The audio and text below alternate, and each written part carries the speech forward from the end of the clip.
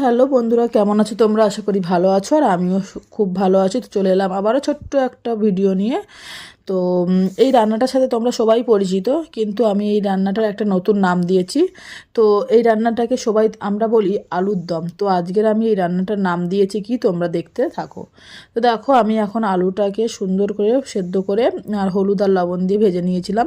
তারপরে একটু বড়ি ভেজে নিয়েছিলাম, আর মশলাগুলো তো তোমরা দেখলে, একটু পেঁয়াজ কুচি, আদা কুচি, রসুন কুচি, ধনেপাতা কুচি, টমেটো কুচি, এগুলোকে সব আমি সুন্দর করে কুচি করে নিয়েছিলাম।